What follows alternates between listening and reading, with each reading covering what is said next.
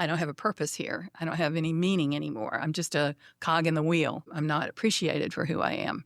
And so I think a lot of the burnout comes from that, as well as feeling a sense of failure, that maybe so many calls have gone so wrong, and that maybe it's, it's something that I'm doing or not doing, and I'm never going to be able to overcome that. Sounds right. Welcome to In Service, the EMS podcast, where frontline experience meets leadership insight. Hosted by Jason Falvey, a seasoned paramedic and EMS leader with over 30 years in the field. This show brings you conversations with people shaping emergency medical services today. From street-level medics to innovators on the bleeding edge of EMS, we dive into real stories, leadership strategies, and what it takes to build high-performing teams in high-stakes environments. Let's get in service.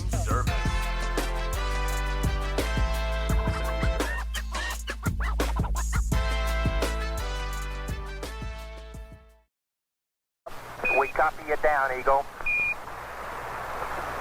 Tranquility Base here. The Eagle has landed. When the siren fades and the adrenaline crashes, the real work begins. Today's guest helps first responders process the toughest moments and come back stronger. With more than 25 years dedicated to supporting first responders, she's a nationally recognized expert in behavioral health, trauma-informed peer support, and critical incident stress management. A licensed master social worker, a PhD in human services, and a certified employee assistance professional, she's personally led over 100 critical incident stress management interventions. Welcome, Nancy Wesselink. Thank you, Nancy, for coming in. Thank you, Jason, for having me. I brought you a little gift from Wesselink Cattle Company, box of meat. I guess that's how you say thank you for coming in, right? Well, I appreciate it. I appreciate that a lot. Thank you. Yeah, I hope you enjoyed it. I certainly will. Thank you so much. So tell us, where'd you grow up? Where are you from? I grew up in Marietta, Georgia. I was not born there, but my father worked at Lockheed.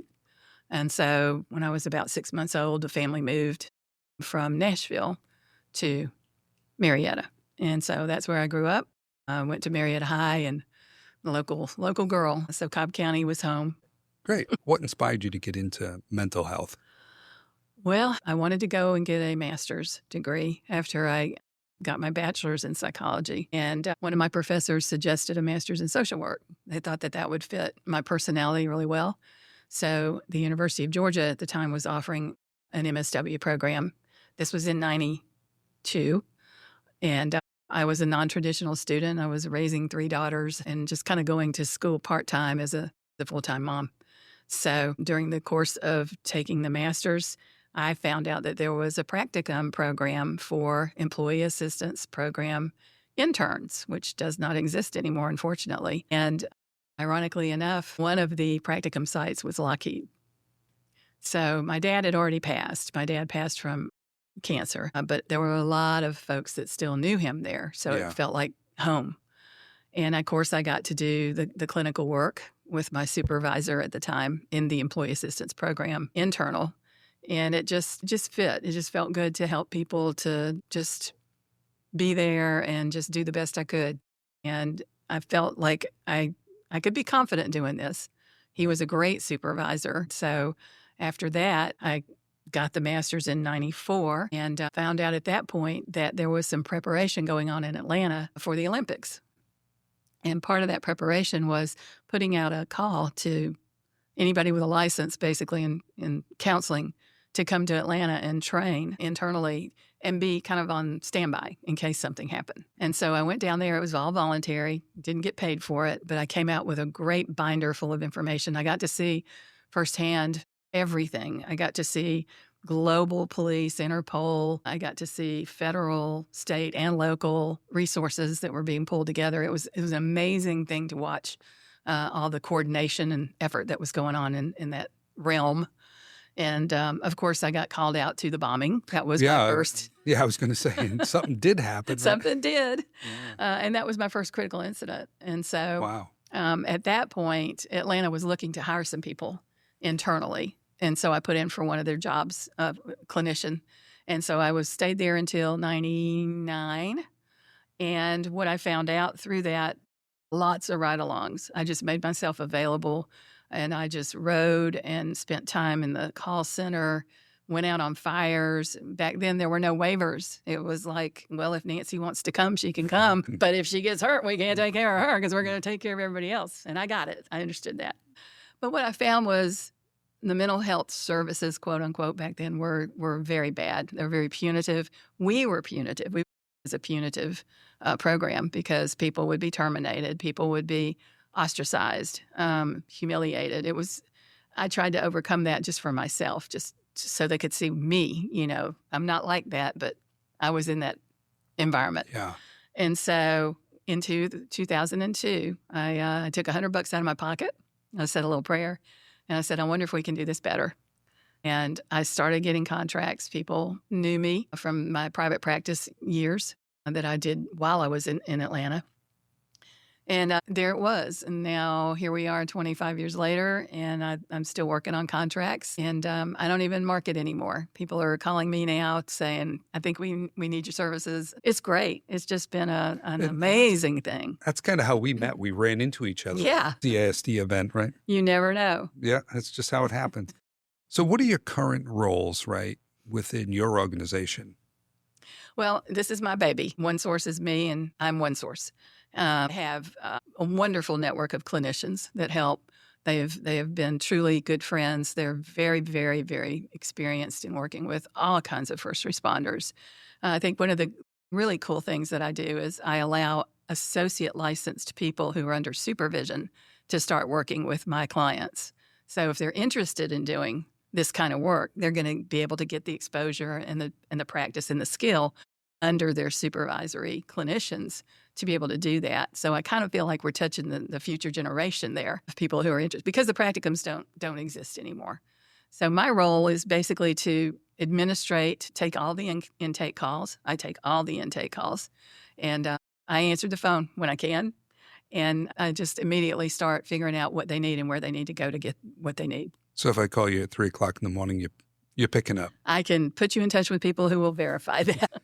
So one of the things we wanted to talk today a little bit about is critical incident stress. And what are some of the most common behavioral health issues you see following a big incident or a critical incident? Yeah. And there are common ones. I think everybody has certain responses and systems in place that are going to be similar and different. I think the most immediate challenge that we have, though, is getting the effective response on our side of the fence. What do they need? How fast do they need it? What kind of resources do they need? With big events, there's still the shock and the disbelief and the shutting down. With first responders, you don't see the outward manifestations of this. You see people being quiet or numbing or compartmentalizing, as I call it, and just kind of putting it in the box. So even if we do a response, a deployment, we might not notice those folks who are really hurting right away because they do hide it so well. But I think just knowing that we can bring the resources that they need when they need it, it connects them to a place where they can go and feel safe. What are some of the symptoms that we would see? What I saw was the shock and disbelief, of course, and then a lot of increased anxiety. You might see people who are jittery, and they can't sit still, can't be still. Restlessness, again, just maybe trying to distract themselves, maybe trying to focus on anything but guilt, a lot of guilt. The first responders, there's always the what could I have done more? Right. How could I have done more? How could I have had a different outcome here? And they take this burden on themselves. It's very heavy. It's very heavy. The adrenaline dump, when people just, they just bottom out. So I would say those are probably the first things we notice. You want to see patterns of behavior, not just a bad day or a bad shift. You want to see patterns where people are coming in different all the time. And their crews may be noticing, their partners may be noticing. Certainly the families notice. We get a lot of wives that call that are concerned. So I think that's... So a distinct change in their mood and behaviors yes, over a period of time. Definitely. Yeah, and reckless behavior is big. You have to differentiate it from the the normal personalities of folks who like to go fast and and do things crazy anyway. We have drive cameras now. It's like, Nobody's going fast anymore. how crazy is this, really? Right. So how do you know when somebody's struggling versus just those normal symptoms, right? Because you could have bad days, right? Mm-hmm. So you were saying a minute ago that you're going to see more of a prolonged period of time of that. Yes. Could you expand on that? Yeah, these are what I call the job jeopardizing situations. We hear from someone, generally a person in a command or supervisory role, who will call and express some concern that, we're seeing some things here, or he's talking a certain way. One of us thought they might have smelled alcohol on her breath, anything like that. And so if I get that call, I'm immediately assessing, is it really a problem or is it a one-off? And so what period of time should we be looking at? Uh, What would be a good range? A week, 4 weeks? my rule of thumb, most organizations have a disciplinary track. So you're going to get a verbal and then you get a written, and there's usually another level, right? My rule of thumb is if you're hitting that second level, you need to get me, because there's something going on that whatever you tried the first time around didn't work. And for most EMTs and paramedics, it's not uncommon to run 5-10 calls a day. Over the course of a couple of weeks, you're 50 calls into this. Yeah, And it was that call 50 calls ago that's the problem. exactly right. So that's what we do, is we figure out how big, how wide, how deep, how serious is it. Everybody's different. Everybody's going to require different resources. The clinicians, they're very highly trained to have these conversations with people, to make them feel safe and secure, confidential. And so they're able to talk with them about, how are you sleeping? What is your food intake like? Have you been more argumentative, more critical, more irritable at home? And so kind of putting together the clues. Canada's doing some really great research. I love some of the things they're doing up there. They have something called OSI, Operational Stress Injury, where they're actually looking at specific kinds of events that people are experiencing in those populations. And they are finding that these, what we call potential traumatic events, can bring up these behaviors. And we would expect to see some of them. But if they are prolonged or they go beyond a certain time range, like PTSD, those symptoms are evident down the road, then we can accurately put the resources that need to happen with them. But they are really drilling down on the events themselves and looking at how might a first responder respond internally to some of this, and how would you see it expressed outwardly, and to work through that event with them clinically. We can't fix it. I tell people that all the time. We're not going to fix your post-traumatic stress. We can mitigate your symptoms. I look at us as psychology medics. We're out there just triaging like you guys do and figuring out who needs what, and then matching them to the resources. Right. So That's tell a me good about question. the mitigation process. You can reframe. I think that in all events, even the big ones, if you take Texas, for example, in every single event, there are blessings. There are things that are done well that they tend to overlook because they're so tunnel visioned about what's going badly or what should have been different, second guessing. And so I think being able to reframe it and use conversations of positivity, once these counselors hear the details, then they can pick up on more things that maybe the client hadn't even thought about, Right. that they did amazingly well, which of course the CISDs help with that too, because we get the pieces of the pie when everybody comes together so that they hear what each other did when they couldn't hear it in the moment. You get a broader view of what. Yes, it helps tremendously. So for a paramedic or an EMT that feels like they may be burning out from the job, what's the first step they should take? Or even small steps they should take? Well, the hardest part is recognizing it in the first place. It's a slow slide. People don't just wake up and feel burned out. They tend to just have one thing after another thing after another. It can be professional, personal. I would say in a lot of our organizations, unfortunately, the leadership is not very supportive and can contribute to the feeling of, I don't have a purpose here. I don't have any meaning anymore. I'm just a cog in the wheel. I'm not appreciated for who I am. And so I think a lot of the burnout comes from that, as well as feeling a sense of failure, that maybe so many calls have gone so wrong, and that maybe it's, it's something that I'm doing or not doing, and I'm never going to be able to overcome that. So I think just noticing what it is. Well, that what you just described is a heavy burden. Very, yeah, yeah. And so obviously they got to talk to somebody, right? Yes. And if somebody came to me with that, I would immediately turn them on to the services that we have and point them in the right direction, and at least talk to them about it. So can you describe what a critical incident stress schism, right? CISM. CISM, yep. So it stands for Critical Incident Stress Management. Yeah. However, the ICISF, which is the International Critical Incident Stress Foundation, has tweaked that a little bit. And so they use the CISM letters for comprehensive, integrative, systemic, and multi-component. Because the concept of managing stress has a lot of components, a lot of different things that we plug in when we plug in, why we plug in this one and not that one, who we need to do it with. And it's just an incredibly good program that can just fix a lot of things quickly. So we do a seven, which is when everybody comes and sits in the circle and talks. And it's a methodology that Dr. Jeff Mitchell came up with years ago, whereby you have the individuals run the call. And when they run the call, they have their rational, objective thinking caps on, and they're just kind of going through, here's what we did, here was first due, here's what the call came through on the call center, and we run the call. And what that puts them into is a relaxed state of just kind of going over the roles that everybody had. Then you begin to start exploring a little deeper. And we never say, how did you feel? How did that make you feel? We don't use those kind of words. But we might say, what's the hardest thing you're struggling with right now? Now that the incident is, in the past, say it's, a couple of weeks ago, and you've had time to kind of reset, what are your thoughts about that? And so we're kind of digging a little bit deeper on people just to allow them to get to that point if they so choose. We don't make everybody talk.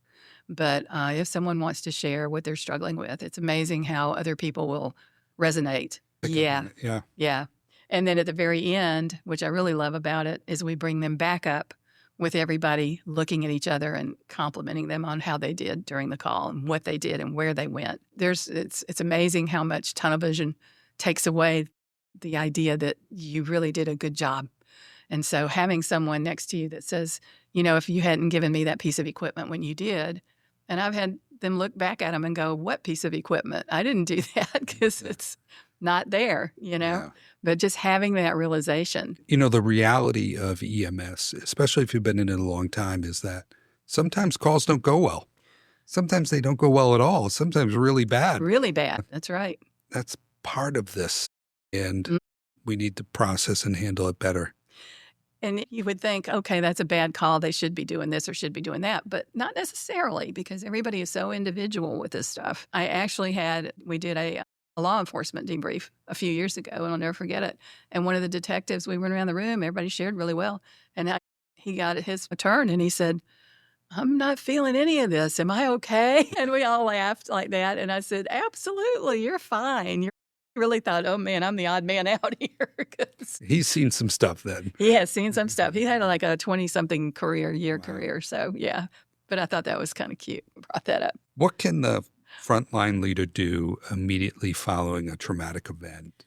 How can they help? How can I help somebody that's just been through something terrible?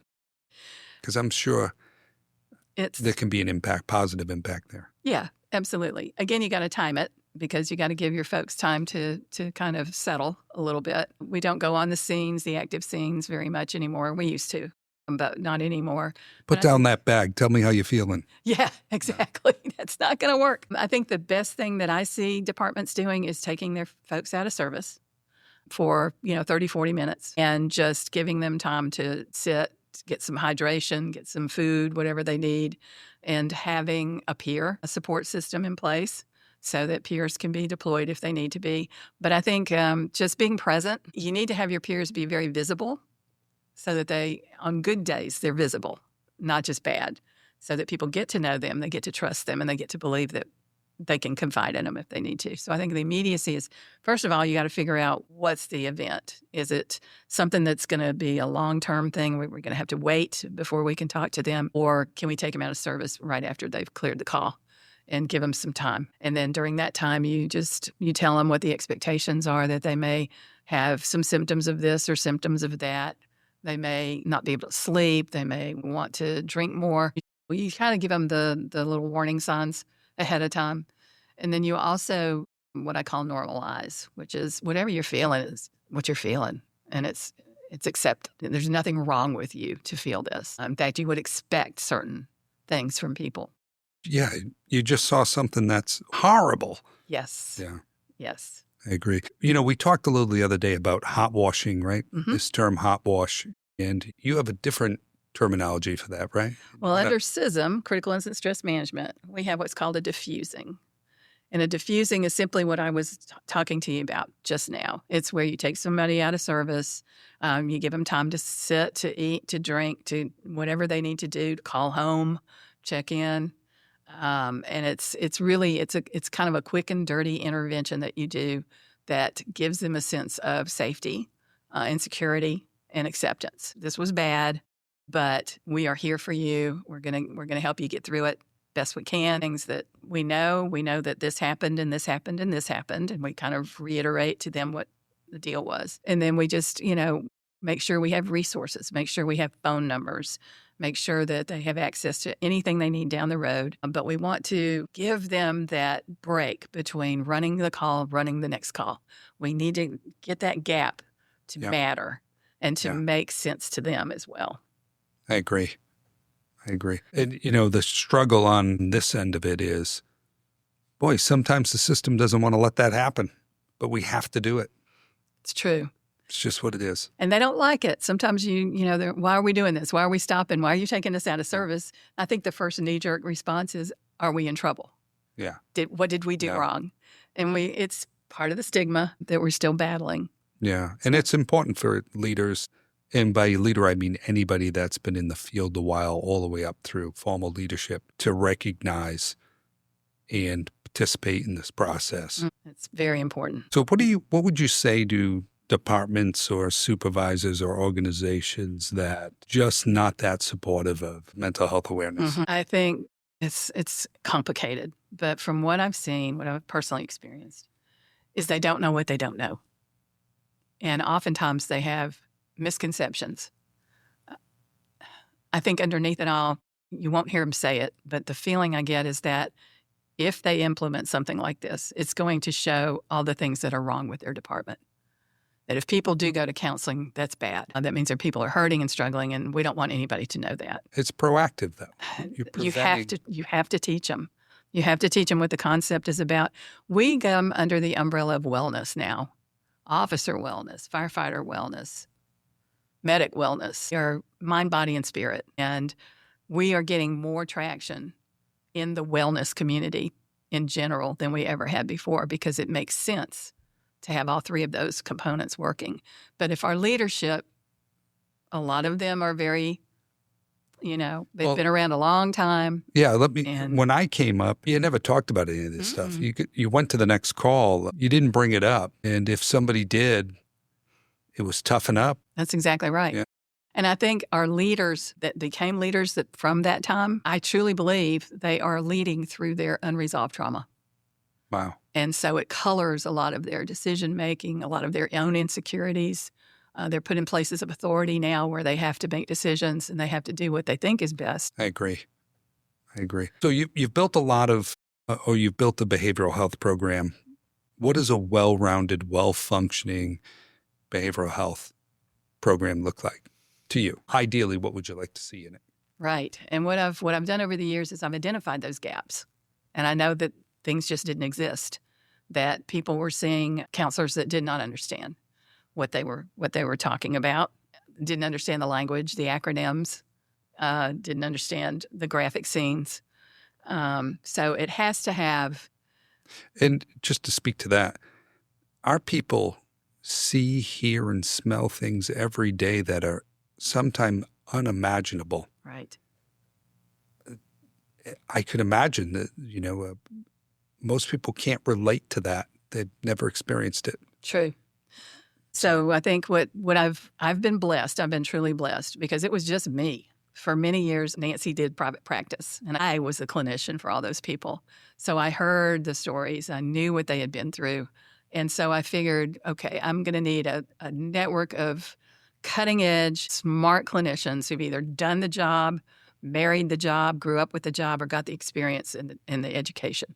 Right. And I'm not taking anybody less. Secondly, it's got to be confidential. There were so many stories of people, job threatens, job security. I even had one person who said that the clinician told him they had PTSD and couldn't do the job anymore, and she was going to call their chief and tell him that. I mean, you would not believe some of these stories that I heard. It's true, right? People come into my office and they believe it's a disciplinary engagement. It's not. Mm-hmm. It's not what we're here for. Correct. So trying to debunk that myth is hard enough, the stigma, but you got to have the people that can do the job. You got to have the confidentiality factor, and you've got to have something in place for those job jeopardizing situations where I have intervened with actively suicidal first responders who have come in and said some stuff to their crews and their company officers calling, and they're open about it. Hey, I'm feeling like I just don't want to be here anymore. And so I actually had a 45-minute conversation with someone who did something similar. And I literally did a clinical intervention on the phone with him. Got him stable, got him, the crews were there to look after him, got him into some longer-term treatment, and it worked. But I think you got to answer the phone, too. And, I had a situation where there was an 800 number, not me, it was an 800 number, and a certain individual was feeling unsafe, and it was 11 o'clock at night. And the front office Call me back person, tomorrow. That's exactly right. You beat me to it. They did. They literally said, we can't handle that right now. You need to call somebody else. Wow. So this is unconscionable. I cannot abide these stories. So it has to have all the components in place that will meet the needs as they are needed to be met. The efficacy has to be there, the confidentiality, and the expertise. And most organizations have EAP programs. I know you've created and designed them. And some of the things you mentioned, I'm sure, fall right into that category. What should an EAP, a well-run EAP program look like or feel like to the provider calling it? Yeah, it has to have those elements that are specific to first responder populations. It has, and their families, because these families are not the same either. I have contracts that cover entire counties. So in the midst of that, I have the first responders, but I also have the parks and rec people and the librarians, the civilians. They have a whole different network of clinicians that I send them to. So that's lacking. And I have had departments tell me that they have an EAP, and it is promising that they will carve out this first responder division, if you will, and it falls on its face every time because they revert back to their original methodology of what I call cookie cutter business. You call, you get the same thing no matter what. The other thing that it just breaks my heart is when somebody's told, well, we probably can't get you in for a couple of weeks. That's not going to work. Or the counselor can only see you Thursday at 2:00 and you're on shift. That's not going to work. So I've really focused on what do they need, when they need it, and how do we make it accessible, affordable, and efficacious. And so that's missing in every single one I've ever known about or been involved with. That's missing. Right. And they fall on their face.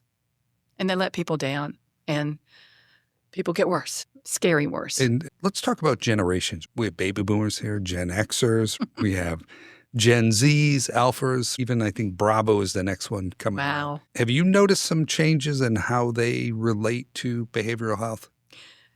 Yeah. You have different coping mechanisms in these generations. The ways they grew up or the things that their parents instilled in them, or schools of hard knocks, whatever you want to call it. But everybody has their own way of maturity factors, coping mechanisms, and things that may or may not help them. I do think that our younger recruits that are coming in now are more open to counseling. I think a lot of kids these days, their parents just, let them go see somebody when they were not doing too well. And it was not a big deal. So I think what we're going to see is a sea change there, where these folks, as they go into leadership positions, they're going to automatically have that about them. They're going to make sure that everybody knows. Maybe they'll share their own stuff. I went through it when I was a kid. It was great. So we're going to make sure that everybody has access to this. It's going to get there at some point. But I think the generations have to work with each other, too, to be patient and to realize that, some people might look like they're overreacting to something that you would think was not a big deal. But perception is reality. And you have to understand that if this person over here is truly hurting from this, just because it didn't bother me doesn't mean that I shouldn't try to help them and reach out and let them know, hey, this is how I'm handling it. Maybe it'll help you to do this too. Right. You might have been through this scene scenario a dozen times, but to this new person coming through the door, boy, it's the first time. The training only gets you so far. Yeah. The books you can't get that from a book. So I think there needs to be a lot of mentoring too. I think that would help. Do you have any stories that stick with you? So many. Yeah. I can't really point to one or two, but I think it's more of just seeing people get relief, seeing people realize they're not alone, seeing people work through their humanity, and knowing that hearts break and sometimes they don't heal well, but they do scar. And, we always said you're stronger at the broken places sometimes. But I think you have to have those resources in place for them that's going to help them the best, the fastest, the quickest, the best way. And when they realize it and they come back and thank me, or they send someone else to me because their experience was that good, that warms my heart. A referral is the greatest compliment, it's right? Wonderful. It's wonderful. Yeah. So what would you say to a provider right now that's struggling? You mean after an incident or just in general? Maybe the incident was weeks ago, years ago. Oh, yeah. They're still carrying it around. It happens. And they're in pain. It affects their daily life. Well, first of all, you want to figure out how serious is it? Are they truly having what we would say is post-traumatic stress disorder? Perhaps they need some medication. Perhaps they need a treatment facility. And I have specific treatment facilities that I will use for first responders. They will go only to those places if I feel like they need to go.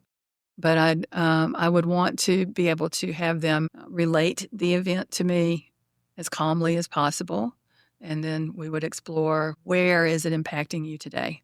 Are you struggling in your relationship? Are you drinking more? Is it intrusive thoughts again? Are you starting to relive it? Did something trigger this? So we would just kind of look at all the different facets of what might be contributing. And then if they need a treatment program, we do case management. I do the case management. And I'll put all your details in the notes. Okay. So people can reach you. So, so even worst case scenario, they have to go away for 20, 30 days and get some inpatient treatment. We have sent people right back to work, and they've done really, really well, even with those long-term symptoms. Is that a rare situation? Not as much as it used to be. They have cutting-edge interventions, these places, that are specifically for the trauma that lives in the brain of a first responder. And they can physiologically manipulate that trauma and put it into the other part of the brain that processes information, the executive function, if you will, so that this individual is now able to talk about this harrowing experience, just like you and I are talking right now. Right. And it works. It works. And then they can apply it going forward. They get the skills necessary to use it whenever they need it. So I would say in the last 6 months, I've probably had about 12 to 15 people from different departments that have gone into inpatient. It works. Yeah. Yeah, of course, right? What's the alternative to that? Exactly. Yeah. Horrible.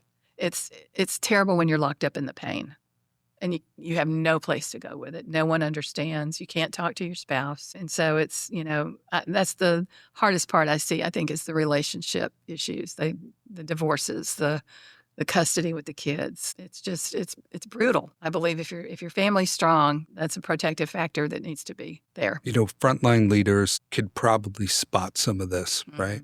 Or tune into it a little bit more. Yeah, they should. Yeah. But again, if your peer support is visible and they're out there visiting stations or doing ride-alongs or whatever it is, they're going to notice these things as well. And people are more likely to come up and share. Yeah. Which is great. Well, it's fantastic. Thank you so much for coming in today. I'm hoping this makes a difference. And thank you. Well, thank you, too. This has been great sitting with you here, and I wish you well. Thanks. Thank you for listening to In Service, the EMS podcast, where frontline experience meets leadership insight. If you have found value in this conversation, please like, subscribe, share, and leave a comment. You will find links in the episode notes.